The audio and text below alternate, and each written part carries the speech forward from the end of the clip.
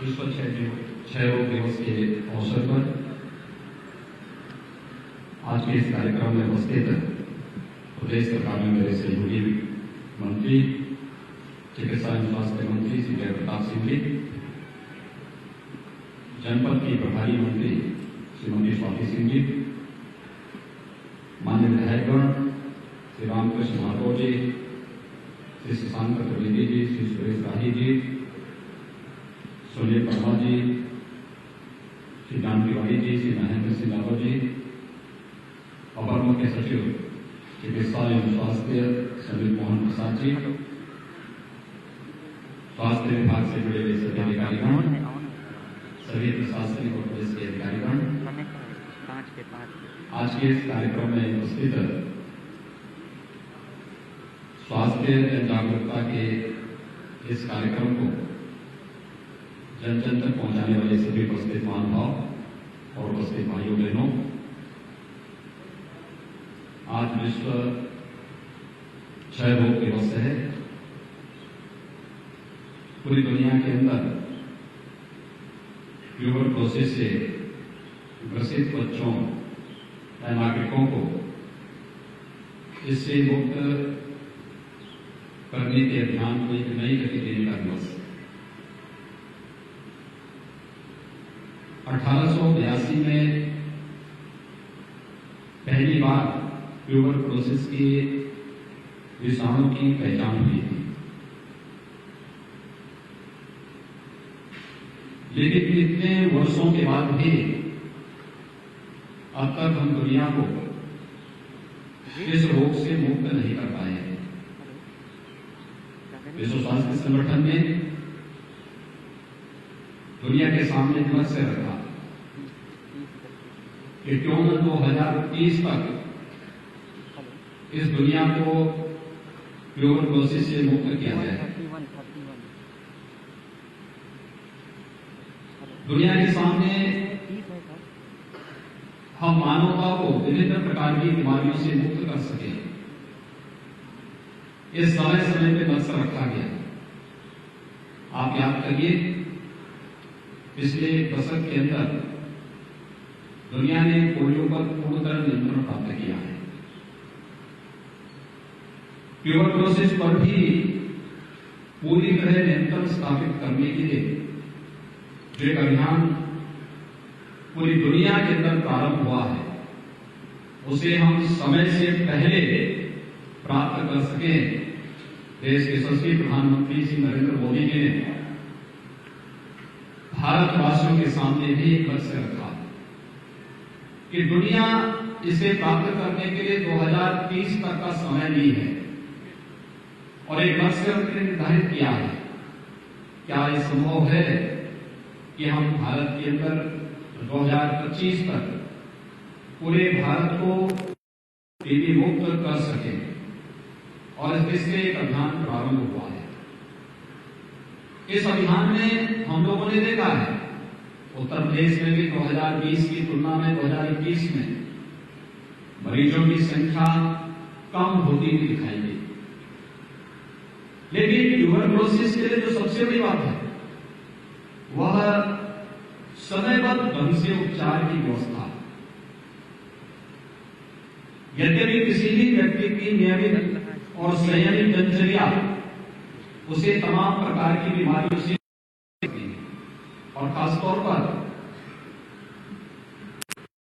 पिछले वर्षों से क्या परिणाम दिए हैं देश के सामने और दुनिया के सामने, तो यह सामूहिकता की उस ताकत का परिणाम है जिसके बल पर हमने सबसे बड़ी आबादी होने के बावजूद, हेल्थ इंफ्रास्ट्रक्चर कमजोर होने के बावजूद हमने वह परिणाम देश के सामने, दुनिया के सामने दिया।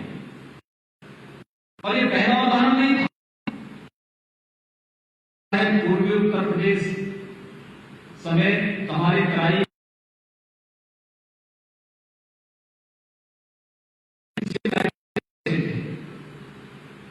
इन 38 जनपदों में विगत 40-45 वर्षों से प्रतिवर्ष हजारों मौतें होती थी। उपचार की उचित व्यवस्था नहीं हो पाती थी।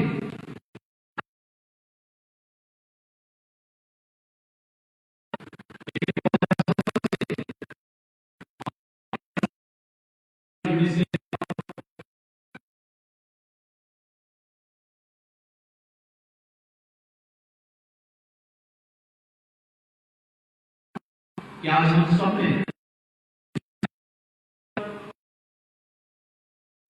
बिजली नियंत्रण प्राप्त करने में सफलता प्राप्त की और मौत के आंकड़ों को 95% कम करने में सफलता प्राप्त की।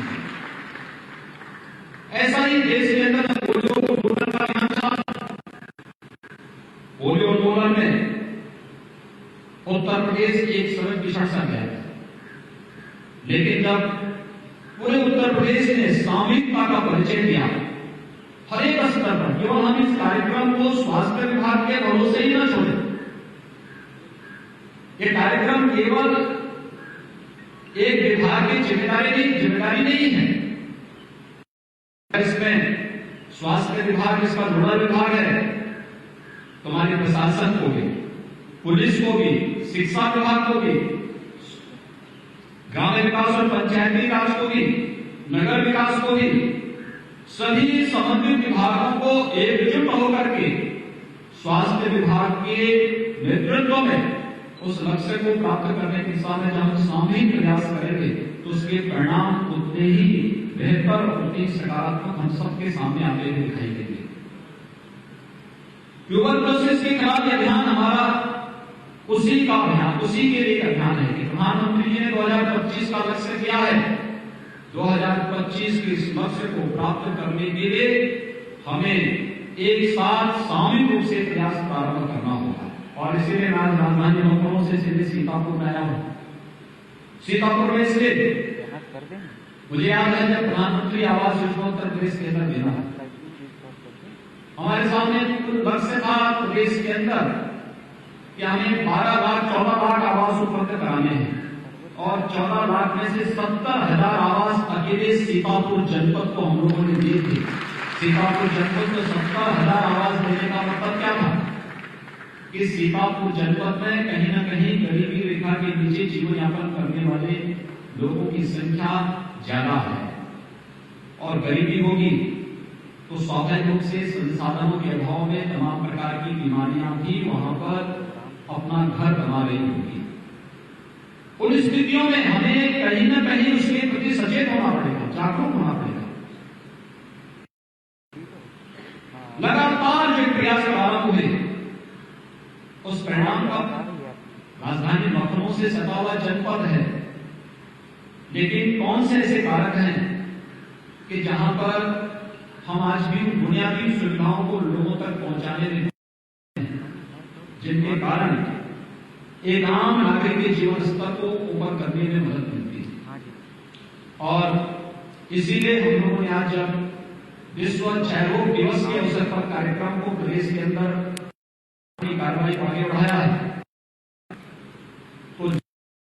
तो इसीलिए नहीं चुना कि सीतापुर जनपद में अगर कहीं भी कोई ऐसा स्थल है हम उस स्थल को चिन्हित करें, उन लोगों को चिन्हित करें। बीमारी अगर किसी व्यक्ति को हो जाती है तो उस व्यक्ति के प्रति भेदभाव नहीं होना चाहिए, उसके प्रति एक सहानुभूति व्यक्त करते हुए उसे शासन की योजनाओं के साथ जोड़ा जाता है। आज के दिन पर शासन की योजनाओं की कमी नहीं है। प्रदेश केंद्र सरकार और प्रदेश सरकार ने व्यापक पैमाने पर संसाधन उपलब्ध कराए हैं। टीबी की बीमारी का उपचार एकदम मुफ्त है। रोगी अगर चिन्हित हो जाए, सबसे पहली शर्त ये कि दवा प्रारंभ करने के बाद उसमें निरंतरता रहनी चाहिए, गैप नहीं होना चाहिए। अगर 300 दिन का कोर्स है और उसने 100 दिन तक दवा ली फिर बीच में छोड़ दिया तो ये 100 दिन भी मिट्टी में मिल जाएंगे, इसका भी कोई मतलब नहीं रहेगा। बीमारी दूसरे रूप में फिर आ जाएगी। इसलिए उपचार में निरंतरता और नियमित और संयमित दिनचर्या के साथ ही प्रदेश केंद्र सरकार ने यह भी सुनिश्चित किया है कि ट्यूबरक्लोसिस से जुड़े हुए प्रत्येक मरीज को जिसे चिन्हित करके उपचार के लिए चिन्हित कर दिया गया उसको किट उपलब्ध कराए जा रहे हैं, लेकिन साथ साथ हर महीने 500 रुपये भी उस व्यक्ति को उपलब्ध कराए जाते हैं, जिससे आवश्यक कोई भी इस प्रकार की पौष्टिक आहार उसे देना हो तो उसके लिए 500 रुपये अतिरिक्त, यानी दवा भी फ्री है और 500 रुपये भी जब तक उपचार चलेगा वह ट्यूबरक्लोसिस से मुक्त नहीं हो जाएगा, 500 रुपये उस व्यक्ति को हर महीने प्राप्त होते रहेंगे। याद रखना, ये व्यक्ति की जिम्मेदारी नहीं, ये पूरे समाज की सामूहिक जिम्मेदारी बनती है। कोई समाज तब तक खुशहाल नहीं हो सकता जब तक उस समाज में सर्वत्र खुशहाली न हो। एक परिवार में 5 सदस्य हैं, 5 सदस्य में से 2 लोग कमा रहे हैं, उस परिवार की पूरी व्यवस्था उन 2 लोगों पर चल देती है। लेकिन परिवार में एक व्यक्ति कमाने वाला है और वह परिवार अगर सामूहिक रूप से नहीं है, एकजुट एक स्वर से किसी कार्य को नहीं कर सकता है, परिवार भाव उन लोगों के बीच में नहीं है, कोई बीमार है, कोई शराबी है, कोई जुआरी है और परिवार में अशांति है, तो वह परिवार कभी खुशहाल नहीं हो सकता है। याद रखना कि परिवार की खुशहाली अगर एक व्यक्ति की उच्छृंखलता से, एक व्यक्ति की लापरवाही से, एक व्यक्ति की नादानी से अगर परिवार की शांति भंग हो सकती है, याद रखना ये स्थिति समाज के अंदर भी निर्भर करती है। समाज में अगर कहीं बीमारी है, कहीं कोई अव्यवस्था है, कहीं पर कोई कमजोरी है, उस कमजोरी का निदान निकालना, उस कमजोरी का समाधान निकालना, उसके परिमार्जन के लिए उस प्रकार की व्यवस्थाएं करना, ये समाज की काफी नैतिक दायित्व बनता है। और ट्यूबरक्लोसिस जैसी बीमारियों के क्या करता है, हमें 451 ट्रूनेट मशीन प्रदेश के अंदर एक साथ लोकार्पित की। कुछ डिजिटल एक्सरे मशीन भी हम लोगों ने तमाम जनपदों को उपलब्ध करवाई है। डिजिटल एक्सरे मशीन लंग्स पर ट्यूबरक्लोसिस का क्या प्रभाव पड़ा है, यह जानने का एक बहुत अच्छा माध्यम है। आधुनिक तकनीक पर आधारित ये मशीनें बहुत अच्छा रिजल्ट देती है। और ट्रूनेट मशीन, मुझे याद है जब विगत वर्ष कोरोना आया था, आरटीपीसीआर की लैब हमारे पास नहीं थी। हम लोगों ने उस समय हर एक जनपद को और प्रत्येक हॉस्पिटल को एक ट्रूनेट मशीन उपलब्ध कराई थी। कोरोना जांच में भी ये मशीन उतनी प्रभावी थी और उसने हमें बहुत मदद की उस समय कोरोना को नियंत्रण करने में, कोरोना के उपचार करने में और कोरोना मरीज को समय पे हॉस्पिटल पहुंचाने में। आज मुझे प्रसन्नता है कि ट्रूनेट मशीन 451 एक साथ प्रदेश के अलग अलग हॉस्पिटल को उपलब्ध कराई जा रही है, जिसके माध्यम से अब हम लोग ट्यूबरक्लोसिस की जांच कर सकेंगे और उसके माध्यम से मरीज को चिन्हित करके फिर उसके उपचार की व्यवस्था भी हम कर सकेंगे। आज एक साथ प्रदेश के 30 जनपदों में हम लोग औषधि भंडारण गृह पर निर्माण करने जा रहे हैं। आप देख रहे होंगे कि वर्तमान में हमारे प्रदेश में तमाम ऐसे कार्यक्रम चल रहे हैं, जैसे वैक्सीनेशन इस समय कोरोना का चल रहा है। कोरोना की वैक्सीनेशन के लिए वैक्सीन बनाने में सबसे बड़ी बात क्या होती है, इसके कोल्ड चेन को मेंटेन करना पड़ता है। ये कोल्ड चेन जहां पर वैक्सीन के लिए जितना टेम्परेचर निर्धारित है, हम उस टेम्परेचर में ही उस वैक्सीन को वहां पर लेके जाएंगे और जब तक उस व्यक्ति को नहीं लगा पाएंगे तब तक, इसलिए सेंटर स्थापित किए गए हैं वैक्सीन लगाने के सेंटर, जिससे कोल्ड चेन मेंटेन रहे और उस दौरान हम उस वैक्सीन को बेहतर तरीके से उस मरीज तक या उस व्यक्ति को लगा सकें जिसके लिए उपलब्ध है। ये औषधि भंडारण गृह के पीछे का उद्देश्य यही है कि दवाओं को हम एक जगह सुरक्षित रख सकें। हमारे डिस्ट्रिक्ट हॉस्पिटल हैं, सामुदायिक स्वास्थ्य केंद्र हैं या प्राथमिक स्वास्थ्य केंद्र हैं या मेडिकल कॉलेजेस हैं, इसमें जितने भी हमारे जो भी पेशेंट आता है उनको जो भी सरकार के द्वारा उन्होंने दवाइयां या फ्री में प्रत्येक पेशेंट को उपलब्ध कराई जाती है। लेकिन अगर हमारे पास इनको रखने की स्टोरेज क्षमता ही नहीं होगी तो स्वाभाविक रूप से उसके लिए निर्धारित जो टेम्परेचर को बनाए रखना है, वहां पर उस प्रकार का वातावरण बनाए रखना है जिससे लंबे समय पर उस दवा को सुरक्षित और संरक्षित रखा जा सके।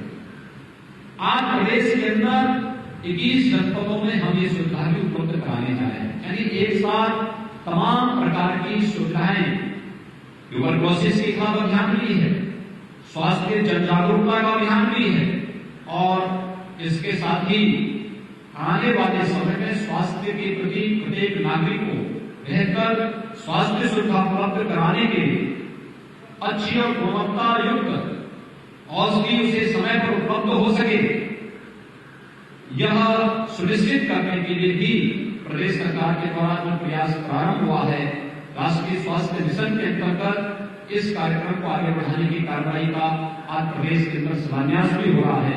मैं आज के इस अवसर पर आप सभी सीतापुर वासियों को, प्रदेश वासियों को इस बात के लिए हृदय से बधाई देता हूं कि प्रदेश ने अब तक कोरोना पर बेहतर नियंत्रण किया है, लेकिन अभी हमें एक बार फिर से सावधान होना होगा। आज एक अच्छी खुशखबरी है, भारत सरकार ने तय किया है कि 1 अप्रैल से 45 वर्ष से ऊपर के प्रत्येक व्यक्ति को भी वैक्सीन लगेगा, कोरोना वैक्सीन लगेगा।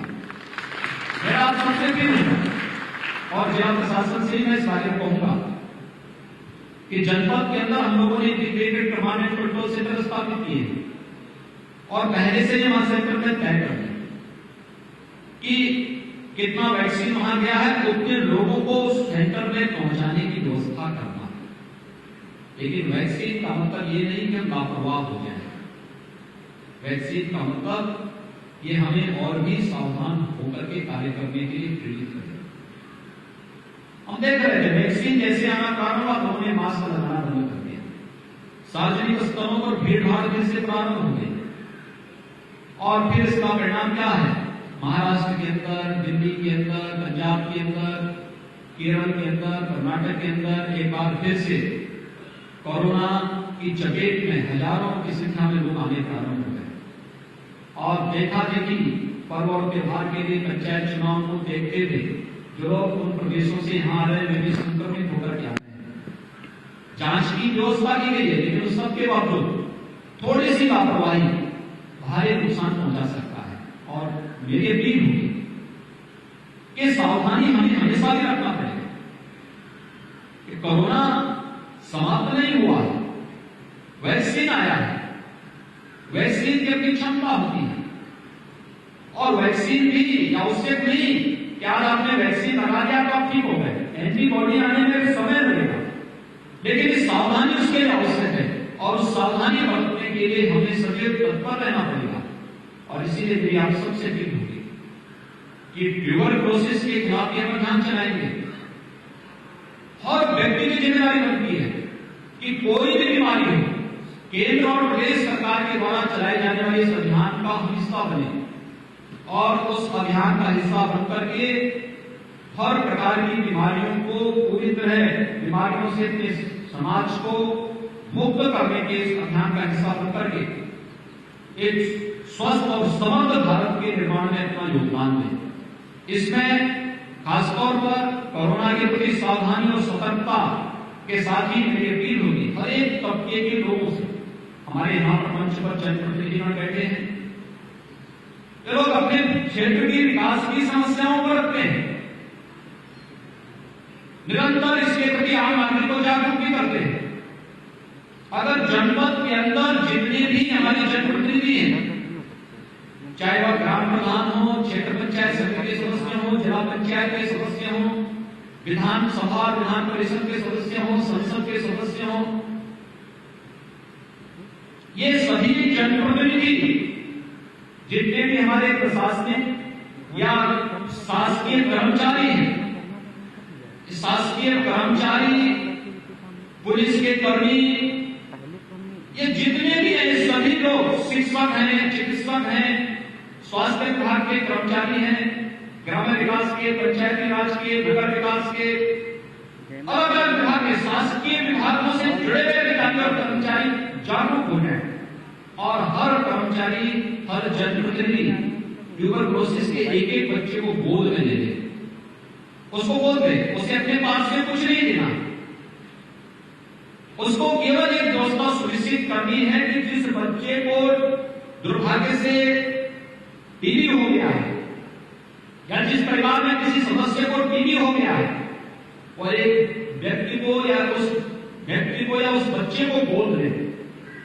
गोद देने का मतलब ऐसा नहीं कि आपको उसको अपने घर में बुला देना है, नहीं, आपको उसको चिन्हित करना है। केवल महीने में 2 बार इस बात को तय कर लेना है कि वह अपनी दवा नियमित रूप से दे रहा है कि नहीं दे रहा है।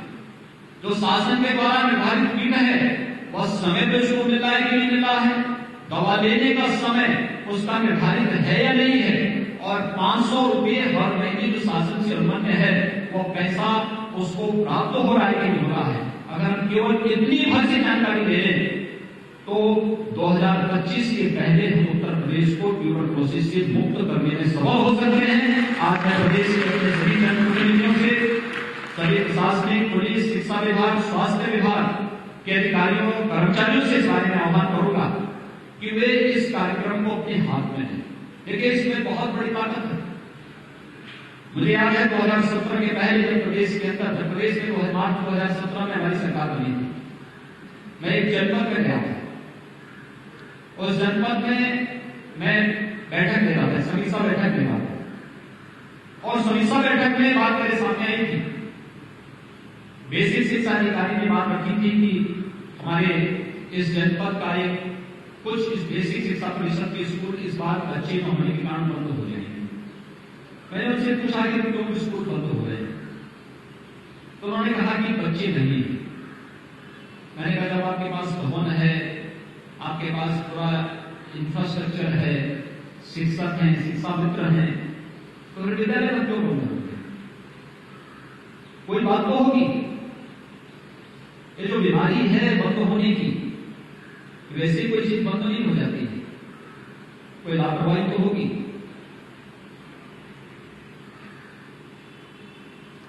मैंने अलग से बैठक बुलाई, बेसिक शिक्षा अधिकारी को मैंने कहा बैठक से जाइए, और उस प्रधानाचार्य को इस बैठक के बाद मेरे पास बुला के लिए। प्रधानाचार्य को मेरे पास बैठक समाप्त होने के बाद प्रधानाचार्य मेरे पास थे, बेसिक शिक्षा अधिकारी नहीं थे। मैंने प्रधानाचार्य से कहा, मैंने कहा आप समय पे विद्यालय जाते हैं? उन्होंने कोई जवाब नहीं दिया। मैंने कहा जब आप जिस समय पे नहीं जाते होंगे तो आपके शिक्षक भी समय पे नहीं जाते होंगे, शिक्षा मित्र भी नहीं जाते होंगे। जब आप समय पे स्वयं विद्यालय नहीं जाते हैं, कैसे उम्मीद करते हैं कि आपके विद्यालय में बच्चे आएंगे? क्योंकि ये तो जवाबदेही किसी न किसी की सुनिश्चित तो करनी पड़ेगी। मैंने कहा कि विद्यालय समय पे जाना प्रारंभ करिए, प्रयास करिए कि 3 शिक्षक हैं और एक प्रधानाचार्य है, तो प्रधानाचार्य विद्यालय में जाए, तीनों शिक्षक गांव में 3 ओर से गांव में प्रत्येक परिवार में दस्तक दें कि अपने बच्चे को स्कूल भेजो। तो मैंने कहा आपके विद्यालय में बच्चों की संख्या बढ़ेगी। फिर मैंने कहा मैं भी जानता हूं कि आप समय पे नहीं जाते होंगे, तो आपके विद्यालय में भले ही विद्यालय के आंगन में पेड़ नहीं होंगे, लेकिन भवन के ऊपर पेड़ जरूर जम गए होंगे। तो प्रधानाचार्य ने कहा, मैंने कहा मैं जानता हूं, क्योंकि पेड़ वही जमते हैं जहां पर उन्हें लगता है कि इनकी दृष्टि नहीं पड़ रही है, और ये लापरवाही का उदाहरण है। तो मैंने कहा एक दिन सभी शिक्षक मिलकर के पेड़ों को वहां से हटाएं, अभिभावकों को बुलाएं, उनके सामने अपनी पुताई करें, स्वयं झाड़ू लगा करके अपने विद्यालय की सफाई करें। और मैंने कहा देखना गांव में लोग आपको मदद करने के लिए दौड़ पड़ेंगे। और मुझे प्रसन्नता है कि 1 वर्ष के अंदर वही विद्यालय राष्ट्रपति पुरस्कार प्राप्त किया, और उसमें 350 से अधिक बच्चे आज की दुनिया में, जो विद्यालय बंद हो रहा था उस बेसिक शिक्षा परिषद के विद्यालय में 350 से अधिक बच्चे पब्लिक स्कूल से नाम कटवाकर विद्यालयों में लोगों ने आना प्रारंभ किया। ये भाव, और फिर हम लोगों ने प्रदेश के अंदर एक कार्यक्रम प्रारंभ किया था, ऑपरेशन कायाकल्प। ऑपरेशन कायाकल्प में मैंने प्रत्येक जनप्रतिनिधि से कहा था, प्रत्येक प्रशासनिक और पुलिस अधिकारी से कहा था, शिक्षा विभाग के अधिकारियों से भी कहा था, एक विद्यालय को गोद लीजिए। उस विद्यालय में बहुत ज्यादा पैसा नहीं लगेगा, जितना संभव हो सकता है सामान्य रंगाई पुताई पहले चरण में करके, अपने किसी परिचित, आपके पास साधन नहीं है, किसी परिचित को बुला करके उसके माध्यम से थोड़ा सहयोग कर दीजिए। फ्लोरिंग की व्यवस्था, बालक बालिकाओं के लिए अलग अलग कार्य की व्यवस्था, पेयजल की व्यवस्था। अगर कोई व्यक्ति अतिरिक्त खर्च कर सकता है तो उसमें लाइब्रेरी दे दीजिए, एक स्मार्ट क्लास दे दीजिए। आपने देखा होगा, आज जाइए आप बेसिक शिक्षा परिषद की 1,58,000 विद्यालयों में से 93,000 से अधिक विद्यालयों में ऑपरेशन कायाकल्प के माध्यम से हम लोग ये सभी प्रकार की सुविधाएं उपलब्ध करवा चुके हैं। ये ताकत, समाज की ताकत बहुत बड़ी ताकत होती है। सरकार का पैसा इसमें कुछ नहीं कर सकता। सरकार अगर पैसा देती और बेईमान के हाथ में पैसा चला जाएगा, क्या करेंगे आप? बाद में कार्रवाई करेंगे, आप उसको बहुत बाद में बर्दाश्त करेंगे। उसने एक बार आपके अभियान में बाधा तो पैदा कर ही दी, लेकिन अगर जब समाज खड़ा हो जाता है तो समाज की ताकत बहुत बड़ी ताकत बनती है। और ये ताकत अगर बेसिक शिक्षा परिषद लोग उसे कहते हैं कि बेसिक शिक्षा परिषद अगर उत्तर प्रदेश के अंदर सुधर जाएगा तो समझो सब सुधर जाएगा। मैंने कहा आप चिंता मत करिए, 5 साल के कार्यक्रम के दौरान बेसिक शिक्षा परिषद के विद्यालय ऐसे होंगे जैसे पब्लिक और कॉन्वेंट स्कूल होते हैं। और आपको हो सकता है कि 4 वर्ष में 1 साल तो केवल कोरोना में ही निकल गया है, लेकिन फिर भी मैं कहता हूं 4 वर्ष में 54 लाख बच्चे बढ़े हैं बेसिक शिक्षा परिषद के विद्यालयों में। ये ताकत है और इस ताकत को हम पहचाने। ट्यूबरक्लोसिस के खिलाफ हमारी लड़ाई इसी ताकत के बल पर आगे बढ़ेगी। हर जनप्रतिनिधि, हर प्रशासनिक अधिकारी, हर पुलिस का अधिकारी, हर शिक्षा विभाग का अधिकारी और हर कर्मचारी एक व्यक्ति को ट्यूबरक्लोसिस से ग्रसित जो भी व्यक्ति हो, बच्चा हो, कोई भी हो, उस तक दवा पहुंचाने की व्यवस्था करना और स्वास्थ्य विभाग एक व्यवस्था प्रारंभ में करीब डिजिटल प्लेटफॉर्म इसमें तैयार करें। ऐसे लोगों को ट्रेस करने के लिए एक व्यापक अभियान, टेक्नोलॉजी का उपयोग हम करें और टेक्नोलॉजी का उपयोग करते हुए हम लोग इस अभियान को प्रारंभ कर देंगे। 2025 के पहले उत्तर प्रदेश ट्यूबरक्लोसिस से पूरी तरह मुक्त होगा और प्रधानमंत्री जी के टीबी मुक्त भारत के सपने को हम साकार करने में सफल होंगे। मुझे विश्वास है सीतापुर जनपद से प्रारंभ हो रहा यह अभियान अपने लक्ष्य को जरूर प्राप्त करेगा। एक बार फिर से मैं आज के इस अवसर पर, विश्व क्षय रोग दिवस के अवसर पर, हम सब एक साथ मिलकर के प्रदेश के उन सभी बच्चों को जो ट्यूबरक्लोसिस से ग्रसित हैं, उन्हें टीबी मुक्त करने के इस अभियान का हिस्सा समाज का प्रत्येक जागरूक नागरिक बनेगा। आप सबके प्रति मैं हृदय से साधुवाद देता हूँ। होली की मंगलमय शुभकामनाएं आप सबके प्रति व्यक्त करते हुए देता हूँ। धन्यवाद। जय हिंद।